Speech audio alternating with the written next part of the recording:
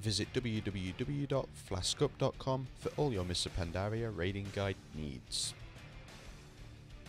Ladies and gentlemen, welcome to this Mr. Pandaria raiding guide, and in this video we're going to be taking a look at the 10-man normal mode version of Megaera in the Throne of Thunder raid. Now, in order to complete this fight we use 2 tanks, 3 or 4 healers. It really does depend on how well geared they are, because this fight has got stupid amounts of damage coming out at the end of the fight, and then also 4 to 5 DPS of your choosing. Now, although you don't actually see the body of Megaera, you do see her different heads, and as you can see in the video, she has 3 different heads, a flaming head, a venom head, and a frozen head, and each of these have their own set of ability. Now, you need to kill 7 heads in total in order to defeat this boss, and obviously as the fight progresses you'll be taking more and more damage. However, the heads do have a very low health pool. It's like 35 million after the nerfs. Now, when you do decide to kill off one of the heads, and they do not share a health pool, you can only kill them individually, and then once one's been killed off, the other's health will be restored to full, so there's no point in AoEing or cleaving on these heads at all. It's just a waste of DPS. But when you do kill off one of the heads, it will go back into the concealing fog, and when they're in the concealing fog, unfortunately you can't attack them, and this is what makes the fight quite a little bit harder. Now, additionally, when one of Megaera's heads does get killed off, the heads that are not inside of the concealing fog, so the ones that you can actually attack, like I've mentioned, do get healed to full, and they also gain a 20% haste increase. Now, this is also a stacking effect, so again, it's going to be a lot more damage, mainly towards the tanks, but also towards the raid. Now, when you do kill off one of her heads, she's got a lot to do with heads this fight. It's weird, isn't it? When you do kill off one of the heads, it will gain a 15% damage increase for that type of head. So if you kill a flaming head, that specific head will gain 15% in damage. The others won't, unless of course you then kill them. So if you kill a flaming head, then a venom head, those 2 heads will have a 15% increase in damage. And if you were to kill them again, they'd have a 30% increase in damage. So as you can see, more and more damage as the fight goes on. And just as a little side ability that the boss has, if she does not have anyone in melee range to attack, then the heads that are back in the concealing fog will begin to inflict 250,000 elemental damage to everyone that's in the raid. So you need to be in melee range, but there's no reason that you shouldn't be, really. So now we've taken a look at those kind of main abilities of the boss, we'll move on to the actual heads and a list of the abilities that they have and how you're going to hopefully combat them in order to gain 10 achievement points, well, progress in an achievement, and some epic loots. So first of all, we'll take a look at the flaming head, and its first ability is called Cinders. Now, this ability will happen when the head is not back in the concealing fog, so when you're able to attack this head, this ability will be active. Now, this is a debuff that she will place on a random player, which will inflict 105,000 fire damage and an additional 75,000 fire damage every second for 30 seconds. Now, when you've got this debuff on you, you want to run to the outside of the room and then call for a dispel. And this is because when you do get dispelled, it will create a pool of flames at your location, and this will again inflict 105,000 fire damage to anyone that is standing within that pool every second. Now, what's great about this ability is you can also use it to combat one of the Frozen Head's abilities, and we'll talk a little bit more about that later on in the fight. Now, the second ability for the Flaming Head is one that you need to focus on with your tanks, and it's called Ignite Flesh, and this is when she will breathe in a frontal cone in front of her, and it will inflict 127,000 fire damage every second for 3 seconds. Now, if you do get hit by this, you will then burn for 30,000 additional fire damage every second for 45 seconds, and this is a stacking effect. So as you probably guessed from this, your tanks need to make sure their heads are being faced away from the raid at all times. Again, we'll talk a little bit more about tanking later on in the fight.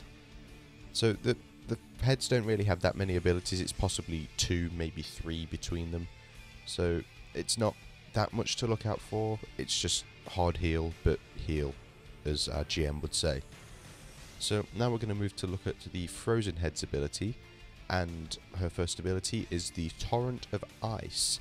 Now she will only use this ability when she is within the Concealing Fog, and this is where she will channel a beam of ice at a random player, which will inflict 60,000 frost damage every half a second for 8 seconds. Now this beam that follows you around will leave a little ice patch behind it, so you need to make sure that you're not going to kite the beam into any raid members or in the way of any raid members for when it comes to stacking up. Now additionally, this beam will also put out any pools of cinders that it happens to come into contact with. So earlier on, the cinders will take out the icy ground, but the icy ground will also take out the cinders. So this is just a matter of running over those abilities with the Torrent of Ice following you, or with the cinders debuff on you just walking into the icy ground. It's pretty easy really, and it's brilliant for later on in the fight if you do want to get rid of any patches that might be in the way. Now the Torrent of Ice again will leave the debuff, which is the icy ground, on the floor, and if anyone does stand in this, it will inflict 68,000 frost damage every second to anyone that touches it.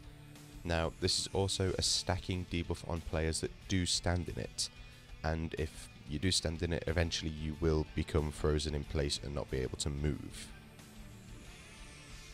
And the Icy Head's final ability is Arctic Freeze, which again is another frontal cone ability, and this will inflict 127,000 frost damage again every second for 3 seconds.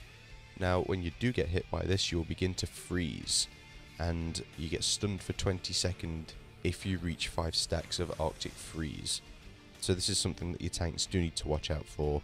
You don't want to get frozen in place. And finally we're moving on to the Venomous Head, and its first ability is Acid Rain.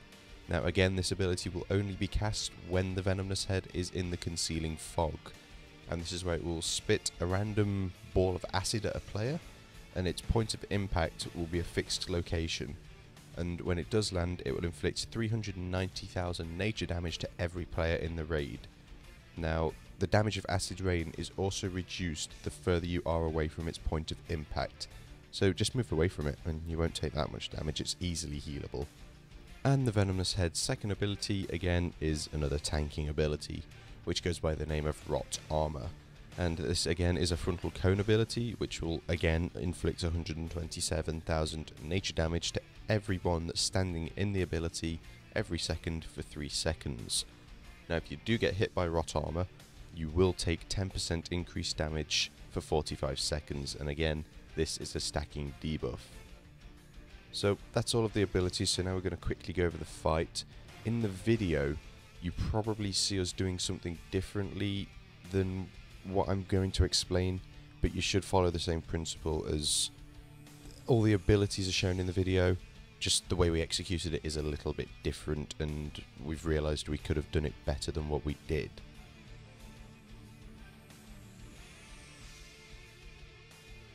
So the main strategy that you can focus on is to not kill off the Icy Head at all, and this will mean that you do not get any ice heads at the back of the room in the Concealing Fog, meaning you won't have to deal with the Ice Torrent ability, and this won't matter when it comes to the Cinders debuff, because they expire after a minute anyway, and if people are doing what they're meant to be doing and moving them to the side of the room, then it's just a pretty much tank and spank fight and very hard heal. So if you just focus on killing off the Venomous Head and the Flaming Head, then what you'll get is quite a bit of raid damage, and near the end of the fight you will also get more of the acid bombs being thrown at you. For every head that's in the back you will get 1 acid bomb, so if you killed 3 Venomous Heads you get 3 bombs. But they don't all come at the same time, they do come one after each other. But if someone does have the Cinders debuff on them and gets acid bombed in the raid, then it's going to be hard to heal them up. We found having a monk in this fight, a Windwalker monk is it, or a Mistweaver monk? Mistweaver I think is the Healy one, because they have an ability which can pretty much heal people really, really well. I can't remember the name of it, but they can just heal people up like that, and it's brilliant for this fight. Now, when it comes to the stacking, you need to make sure you are all stacked up on the same point, because the damage that does come out when Megaera enrages for 20 seconds does get very, very ridiculous near the end of the fight, as you've probably seen in this video. Near the end of the fight, you might want to consider killing off the icy head and just leaving the venom head up or the flaming head up, because they're going to be dealing increased damage from how many times you've killed those heads. It's going to be like 45% increased damage. Maybe once you've killed off three flaming and 3 venom, kill off 1 icy one. It's just a matter of finding out what works best for you. If you want to reduce tank damage, then leave the blue head up at all times and just kill off the venom and flaming one, because the debuffs that they place on tanks are deadly. They deal a lot of damage, and the blue one doesn't leave a stacking dot on people that deals damage. It's just something that might freeze you in place. So what we also did with the tanking was we made sure that after they'd received 2 stacks of the debuffs from the heads, they swapped tanking the heads. You could potentially take 3 stacks depending on how well your tanks are geared or how well your healers are geared, but this is something you'll obviously have to communicate with your healers and your tanks. So that's going to do it for this Mr. Pandaria raiding guide.